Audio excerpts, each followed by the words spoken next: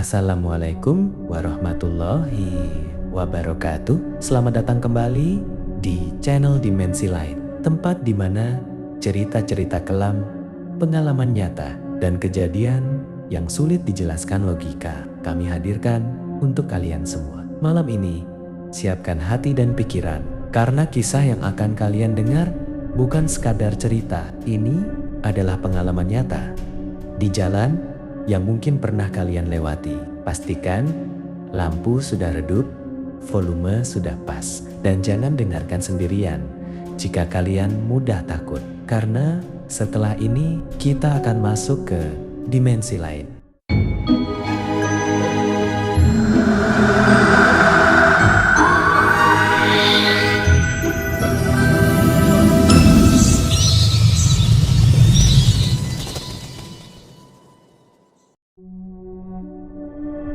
Nama saya Rizal, sopir truk lintas Sumatera. Sudah hampir 10 tahun saya hidup di jalanan. Dari pelabuhan ke pelabuhan, dari kota ke kota. Lebih sering tidur di kabin truk daripada di rumah sendiri. Jalan malam bukan hal baru buat saya. Bau solar, suara mesin, dan aspal panjang yang sepi sudah seperti teman lama. Tapi malam itu berbeda. Ada rasa aneh yang bahkan sekarang masih sulit saya jelaskan dengan logika. Malam itu sekitar jam 1:30. Jam segitu biasanya badan sudah mulai berat, mata perih, tapi pikiran masih fokus. Saya melintas di jalan lintas Sumatera, jalur panjang yang terkenal sunyi kalau sudah lewat tengah malam. Daerah itu jarang rumah, jarang lampu, kiri kanan cuma hutan dan kebun sawit yang kelihatan hitam pekat seperti dinding tanpa ujung. Udara dingin menusuk masuk lewat celah jendela, bercampur bau tanah basah, sisa hujan sore tadi. Awalnya, semua terasa biasa saja. Mesin truk berdengung stabil. Radio nyala pelan, muterin lagu-lagu lama. Bukan musik horor, cuma lagu pop lawas yang sering diputar stasiun radio malam. Kopi di gelas plastik masih hangat. Saya sesekali menyeruput sambil fokus ke jalan. Aspal lurus panjang, garis putih di tengah jalan kelihatan samar kena sorot lampu truk. Tidak ada apa-apa yang mencurigakan. Setidaknya begitu yang saya rasakan di awal. Tapi semakin lama jalan itu terasa salah. Bukan karena gelap, bukan karena sepi saja. Ada perasaan seperti sedang diawasi, seperti ada mata yang memperhatikan dari balik kegelapan hutan. Padahal yang terlihat cuma pohon sawit berjejer. Batangnya seperti sosak-sosak diam yang menatap ke jalan. Saya coba buang pikiran itu. Namanya juga ngantuk. Saya pikir, pikiran suka kemana-mana kalau badan capek. Yang bikin saya mulai gelisah adalah keheningan. Jalanan itu terlalu sepi. Bukan cuma sepi kendaraan, tapi sepi suara. Biasanya, walau jam segini, masih ada truk lain yang papasan. Kadang lampu jauh dari kejauhan. Kadang suara klakson dari arah berlawanan. Malam itu, tidak ada apa-apa. Tidak ada suara motor, tidak ada mobil. Bahkan, suara serangga pun seperti hilang. Radio jadi satu-satunya suara yang menemani. Saya sempat melirik jam di dashboard, memastikan saya tidak salah waktu. Jam masih berjalan normal. Bukan lewat jam 3. Bukan dini hari menjelang subuh. Ini jam yang biasanya masih ada kehidupan di jalan lintas. Tapi malam itu, jalan terasa seperti milik saya sendiri. Dan entah kenapa, perasaan itu justru bikin bulu kuduk saya berdiri. Saya menurunkan volume radio sedikit. Entah kenapa, ingin mendengar suara sekitar. Tapi yang terdengar cuma dengung mesin dan gesekan ban dengan aspal. Hutan di kiri kanan seperti menelan semua suara. Lampu truk saya menyorot jauh ke depan, tapi gelap seperti tidak pernah habis. Setiap kali melewati kebun sawit, bayangan Dondonia bergerak kena angin. Terlihat seperti tanggen-tanggen panjang yang bergoyang pelan. Saya mencoba menghibur diri, bicara sendiri pelan. "Tenang Zal, ini cuma malam biasa," kata saya dalam hati. Tapi rasa tidak nyaman itu tidak hilang. Justru makin terasa ketika saya memasuki tikungan panjang yang terkenal di kalangan sopir.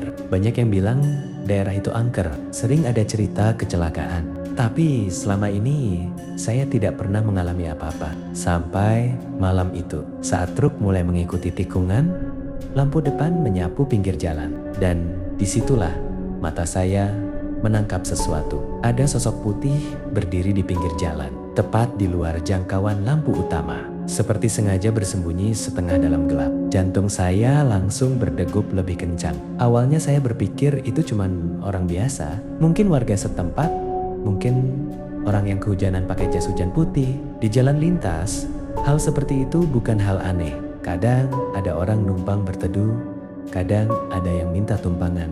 Pikiran itu sempat menenangkan saya beberapa detik, tapi semakin dekat, ada yang tidak masuk akal. Sosok itu berdiri diam, terlalu diam, tidak bergerak sama sekali, tidak melambaikan tangan, tidak menoleh, tidak bereaksi saat lampu truk menyorot ke arahnya. Kepalanya miring ke satu sisi, seperti lehernya tidak lurus. Dan yang paling aneh, saya tidak melihat bayangan jelas di aspal. Saya mulai merasakan keringat dingin di punggung. Tangan saya refleks mengencang di setir. Pikiran saya berusaha keras mencari penjelasan logis. Mungkin orang itu mabuk, mungkin orang sakit, mungkin cuma patung atau baliho. Tapi perasaan di dada saya berkata lain.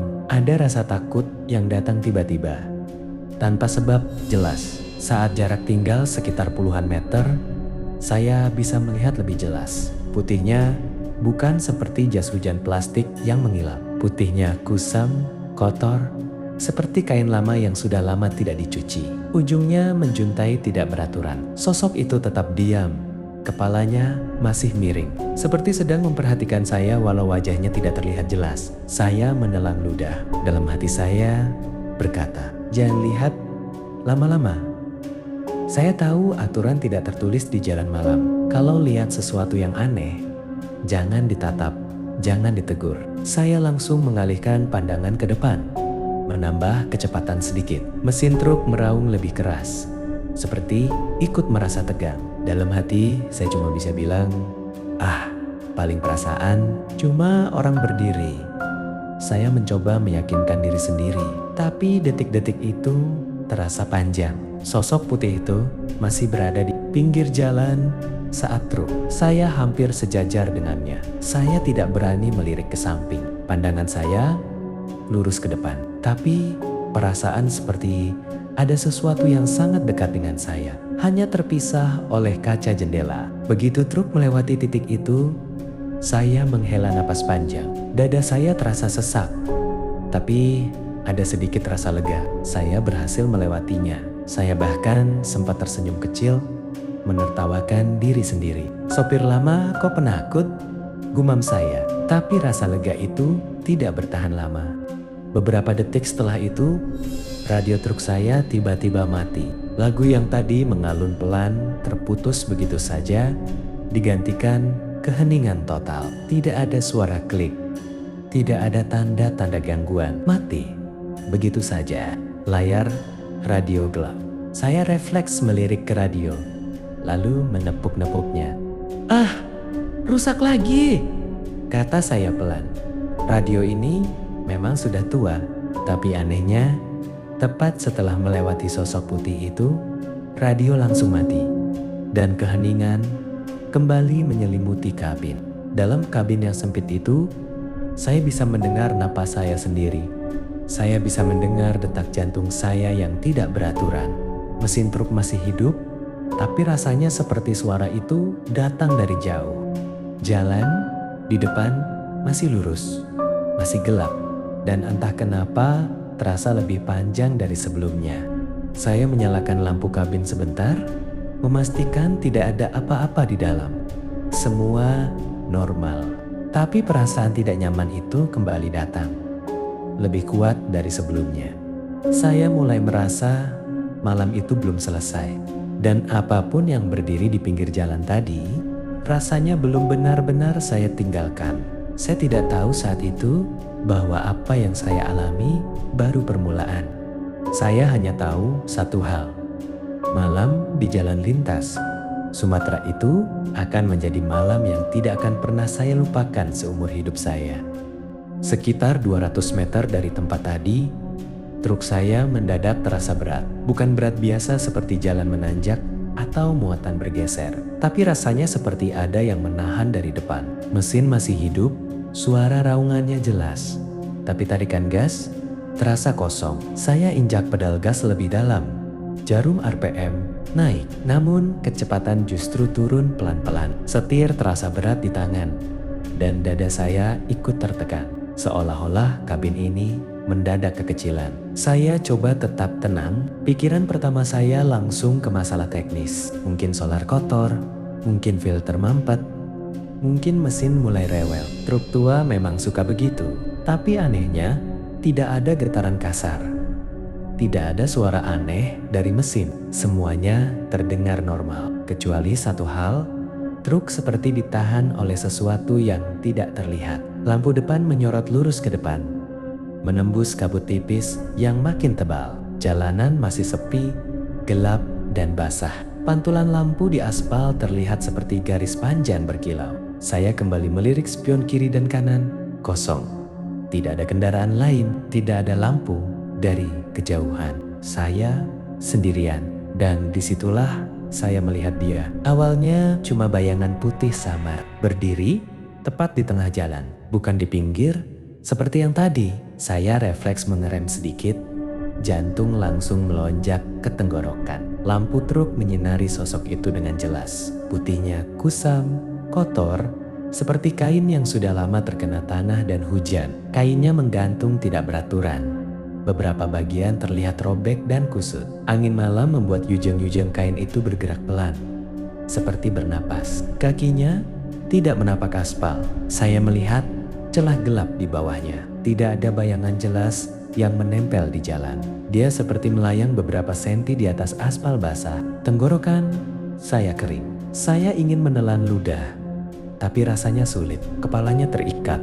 Simpul kain terlihat jelas di atas, tapi posisi kepalanya miring, tidak wajar. Seperti lehernya patah dan dibiarkan begitu saja. Wajahnya samar, tertutup bayangan dan kain, tapi saya bisa merasakan tatapannya. Bukan dengan mata biasa, tapi dengan perasaan. Tatapan kosong yang dingin langsung menembus dada saya. Saat itu juga saya tahu, tanpa perlu berpikir panjang, itu bukan manusia. Tidak ada orang berdiri di tengah jalan jam segini dengan kondisi seperti itu. Tidak ada logika yang bisa menjelaskan apa yang ada di depan saya. Semua cerita yang pernah saya dengar dari sesama sopir, semua larangan yang sering dibisikin orang tua, tiba-tiba menyerbu pikiran saya bersamaan. Tangan saya gemetar. Saya refleks menekan klakson sekuat tenaga. Suaranya memecah keheningan, panjang dan nyaring. Saya berharap sosok itu bergerak, menyingkir, atau setidaknya bereaksi. Tapi tidak. Dia tetap berdiri di situ, diam, tidak bergeser sedikit pun. Bahkan kainnya yang tertiup angin pun terlihat seperti bergerak sendiri. Bukan karena klakson. Jarak antara truk dan sosok itu semakin dekat. 20 meter, 15 meter. Jantung saya berdetak makin kencang. Rasanya ingin meloncat keluar dari dada. Saya kembali menekan klakson. Kali ini lebih lama, sambil berteriak spontan. Meski saya sendiri tidak sadar apa yang saya ucapkan. Suara saya tenggelam oleh raungan mesin dan bunyi klakson. Sekitar 10 meter sebelum truk mencapai sosok itu, sesuatu yang tidak pernah saya bayangkan terjadi. Sosok putih itu tiba-tiba bergerak, bukan berjalan, bukan melangkah, tapi melompat. Gerakannya cepat, tidak wajar, seperti kain kosong yang ditarik paksa oleh sesuatu. Dalam sekejap, dia sudah melayang ke arah depan truk. Semua terjadi begitu cepat. Otak saya seperti berhenti bekerja. Saya refleks menutup mata, tidak berani melihat apa yang akan terjadi. Tangan saya spontan membanting setir ke samping, entah ke kiri atau ke kanan. Saya sendiri tidak yakin. Truk langsung oleng keras. Badan saya terhantam sabuk pengaman. Kepala saya hampir membentur jendela. Saya mendengar suara ban berdecit, suara muatan bergeser di belakang, dan suara mesin meraung panik. Dalam sepersekian detik, saya yakin ini akan jadi akhir. Saya yakin truk akan terguling, atau saya akan menabrak sesuatu yang tidak terlihat di gelap itu. Doa keluar begitu saja dari mulut saya, campur aduk, tidak beraturan. Lalu hening, tidak ada benturan, tidak ada suara keras. Truk kembali lurus, masih berjalan, meski lebih pelan. Saya membuka mata perlahan, napas saya terengah-engah, dada naik turun seperti habis lari jauh. Lampu depan masih menyinari jalan. Aspal kosong, tidak ada sosok putih, tidak ada apa-apa. Saya refleks menginjak rem dan menepi sedikit. Tapi kaki saya gemetar hebat, tangan saya sulit dikendalikan. Saya memaksa diri tetap memegang setir, tidak berhenti sepenuhnya. Pikiran saya kacau. Apa tadi cuma halusinasi? Apa saya hampir menabrak sesuatu lalu menghindar? Tapi tidak ada tanda apapun di jalan. Tidak ada bekas rem mendadak. Tidak ada benda yang saya tabrak. Saya menarik napas panjang, mencoba menenangkan diri. Tenang, Zal, tenang. Saya bicara pada diri sendiri dengan suara pelan yang hampir tidak keluar. Saya berusaha meyakinkan diri bahwa semua itu cuma ilusi karena capek dan ngantuk. Tapi rasa dingin di punggung saya tidak mau hilang. Tanpa sadar, mata saya melirik ke kaca spion tengah, dan disitulah saya melihat sesuatu yang membuat darah saya serasa berhenti mengalir. Di bak belakang truk, tepat di antara muatan yang tertutup terpal, ada sesuatu yang duduk. Putih, kotor, kainnya menjuntai ke bawah. Posisi duduknya tidak jelas, seperti tidak punya sendi yang normal. Kepalanya masih miring, sama seperti yang saya lihat di jalan tadi. Saya membeku. Mata saya terbuka lebar, tapi tubuh saya tidak bisa bergerak. Rasanya seperti seluruh tenaga saya disedot habis dalam satu tarikan napas. Saya ingin menoleh, ingin memastikan dengan mata kepala sendiri. Tapi leher saya kaku. Saya hanya bisa menatap pantulan itu di kaca spion, berharap bayangan itu akan hilang kalau saya berkedip. Saya berkedip sekali. Bayangan itu masih ada, berkedip lagi. Masih di situ. Saya bisa melihat kainnya sedikit bergerak, seolah tertiup angin dari laju truk. Tapi gerakannya tidak alami, terlalu pelan, terlalu berat. Dan yang paling membuat saya hampir menjerit adalah perasaan bahwa sosok itu tahu saya sedang melihatnya. Seperti ada kesadaran di balik kain lusuh itu. Kesadaran yang sadar betul bahwa sekarang dia sudah bersama saya. Keringat dingin mengalir dari pelipis sampai leher. Tangan saya mencengkeram setir sampai buku jari memutih. Saya tidak berani mengalihkan pandangan terlalu lama. Tapi setiap kali mata saya kembali ke spion, sosok itu masih ada. Tidak mendekat, tidak menghilang. Hanya duduk diam, seperti penumpang yang tidak pernah saya undang. Dalam hati saya berteriak. Saya ingin berhenti, ingin lari, ingin membuka pintu dan kabur sejauh mungkin. Tapi kaki saya menolak. Ada suara kecil di kepala saya yang berkata, "Jangan berhenti, jangan turun, jangan lakukan apapun yang bodoh. Terus jalan." Saya kembali fokus ke depan, memaksa mata saya melihat jalan. Tapi bayangan di spion itu seperti menempel di pikiran saya. Setiap detik terasa panjang, setiap tarikan napas terasa berat. Saya tahu dengan keyakinan yang tidak bisa dijelaskan bahwa apapun yang duduk di bak belakang truk saya itu bukan sekadar bayangan. Dan saya juga tahu perjalanan malam itu belum selesai. Saya nggak berani berhenti. Pikiran saya cuma satu. Kalau saya berhenti sekarang, kalau saya turun dari truk, saya nggak tahu apa yang akan terjadi. Jalanan masih gelap. Hutan masih rapat di kiri kanan, dan perasaan dia masih ada di belakang itu terlalu nyata untuk diabaikan. Saya tetap melaju, meski kaki terasa berat menekan pedal gas. Mulut saya komat kamit baca doa. Doa apa saja yang saya ingat, ayat pendek, potongan doa yang tidak urut. Semua keluar begitu saja. Bukan karena saya panik berlebihan, tapi karena itu satu-satunya hal yang terasa bisa saya lakukan. Tangan saya gemetar di setir. Bukan gemetar halus, tapi getaran kecil yang sulit dikendalikan.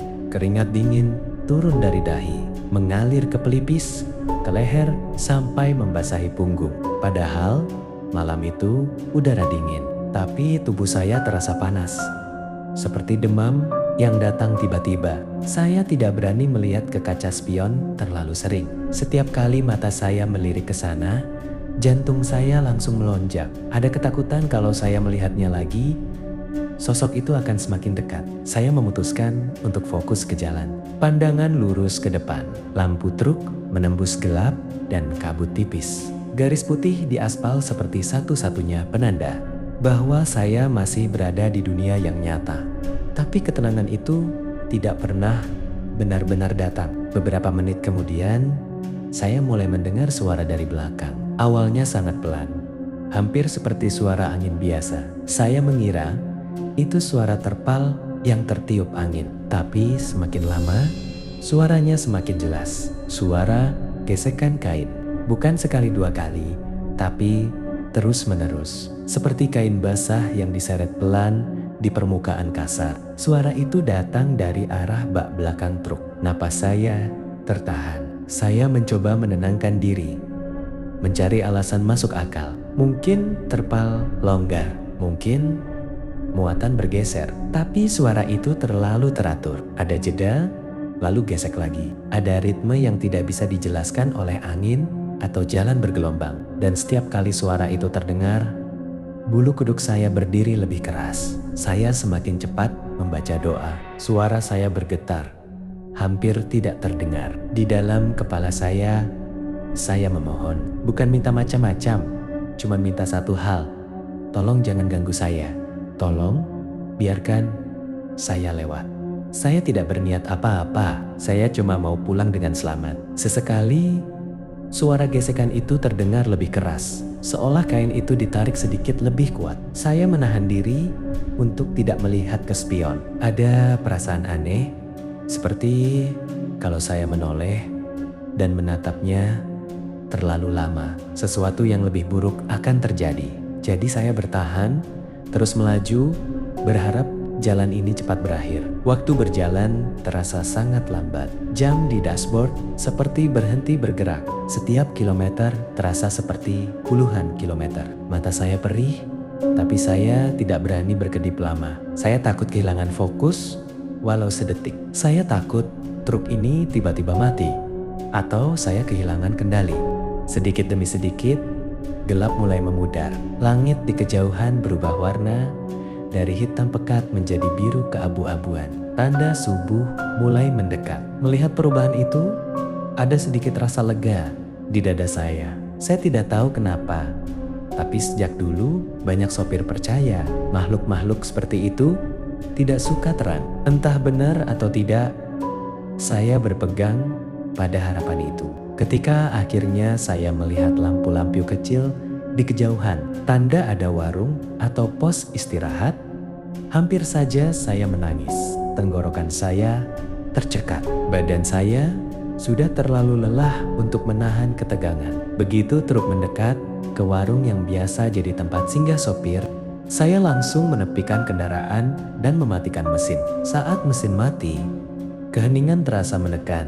Tidak ada lagi suara raungan mesin yang menutupi perasaan takut. Saya duduk beberapa detik di kursi, mencoba mengumpulkan tenaga. Kaki saya terasa lemas, seperti bukan milik saya sendiri. Saya membuka pintu kabin perlahan dan turun. Begitu kaki saya menginjak tanah, lutut saya hampir tidak kuat menopang tubuh. Saya harus berpegangan di pintu truk agar tidak jatuh. Nafas saya terengah-engah, seperti habis lari jauh. Udara subuh terasa dingin, tapi justru membuat kepala saya sedikit lebih jernih. Beberapa sopir lain sudah ada di warung itu. Mereka duduk, minum kopi, merokok, berbincang pelan. Kehadiran orang lain membuat saya merasa sedikit lebih aman. Tapi rasa takut itu belum hilang sepenuhnya. Ada dorongan kuat dalam diri saya untuk memeriksa bak belakang truk. Meski sebagian diri saya tidak ingin melihat apapun di sana. Dengan langkah ragu, saya berjalan ke belakang truk. Setiap langkah terasa berat. Jantung saya kembali berdetak kencang. Saya berdiri di samping bak, menarik napas dalam, lalu menaiki pijakan kecil untuk melihat ke atas. Dan disitulah saya melihat sesuatu yang membuat lutut saya langsung lemas dan tubuh saya jatuh, terduduk ke aspal. Di bak truk, di atas terpal yang sedikit terbuka, ada bekas tapak kaki. Tapi itu bukan jejak sepatu, bukan juga jejak kaki manusia. Yang terlihat adalah bekas kain kotor yang menyeret, bercampur tanah basah. Polanya tidak beraturan, tapi jelas membentuk jalur dari satu sisi ke sisi lain, seperti sesuatu duduk, lalu bergeser. Tanah basah itu bukan dari muatan. Saya yakin betul muatan saya kering. Tidak ada tanah basah di sana sebelumnya. Tapi bekas itu nyata, jelas terlihat di bawah cahaya pagi yang mulai terang. Saya menatapnya lama, tidak percaya dengan apa yang saya lihat. Kepala saya terasa ringan, seperti mau pingsan. Beberapa sopir mendekat, mungkin melihat saya terduduk lemas. Mereka bertanya, "Ada apa?" Saya tidak langsung menjawab. Tenggorokan saya kering. Akhirnya, dengan suara pelan dan terputus-putus, saya menceritakan apa yang saya alami malam itu. Dari jalan sepi, sosok putih di tengah jalan, sampai suara gesekan dari bak truk. Mereka tidak tertawa, tidak mengejek. Wajah mereka justru berubah serius. Salah satu dari mereka, sopir yang kelihatan sudah lama makan asam garam di jalan, menepuk bahu saya pelan dengan suara rendah, hampir seperti berbisik. Dia bilang, "Daerah situ memang sering begitu." Warga warung yang ikut mendengar pembicaraan itu ikut menimpali. Mereka bicara pelan, seolah takut didengar oleh sesuatu. Katanya, di jalan itu sering ada sopir yang melihat pocong, ada yang melihat berdiri di tengah jalan, ada yang melihat ikut sampai dekat warung. Menurut cerita lama, itu korban kecelakaan puluhan tahun lalu, meninggal di tempat, dan entah kenapa tidak pernah benar-benar pergi. Mendengar itu, dada saya terasa sesak, bukan karena terkejut, tapi karena semua yang saya alami malam itu seolah mendapat pembenaran. Itu bukan mimpi, bukan halusinasi. Ada banyak orang lain yang pernah mengalami hal serupa. Setelah kejadian itu, saya tidak pernah lagi melewati jalan itu sendirian. Kalau terpaksa lewat, saya pastikan ada truk lain di depan atau di belakang. Atau saya pilih berhenti dan menunggu sampai ada teman jalan. Waktu tempuh jadi lebih lama. Tapi saya lebih memilih itu daripada mengulang teror malam itu. Dan sampai sekarang, setiap kali saya nyetir malam, di jalan manapun, kebiasaan itu tidak pernah hilang. Saya selalu cek kaca spion. Sekali, dua kali, berkali-kali. Bukan karena curiga ada kendaraan lain, tapi karena takut melihat sesuatu yang tidak seharusnya ada di sana. Kadang spion itu hanya memantulkan jalan kosong dan lampu belakang truk. Tapi di dalam hati selalu ada rasa was-was. Takut suatu saat di pantulan itu saya melihat kain putih kotor. Kepala miring, duduk, diam. Takut dia masih ikut di mobil saya. Itulah kisah yang dialami Rizal, seorang sopir truk lintas Sumatera, yang bersumpah apa yang ia lihat malam itu bukan sekadar perasaan. Sampai hari ini, jalan itu masih dilewati banyak orang, masih tampak biasa di siang hari, tapi menyimpan cerita yang tidak semua orang berani membicarakannya. Percaya atau tidak, kisah ini menjadi pengingat bahwa tidak semua yang kita temui di jalan malam adalah sesama manusia, dan tidak semua penumpang selalu terlihat di kaca spion. Terima kasih sudah menyimak cerita ini sampai selesai. Jika kalian punya pengalaman serupa atau cerita horor nyata lainnya, kalian bisa tuliskan di kolom komentar. Jangan lupa like, subscribe, dan nyalakan lonceng notifikasi agar tidak ketinggalan cerita horor berikutnya. Saya pamit undur diri. Wassalamualaikum warahmatullahi wabarakatuh.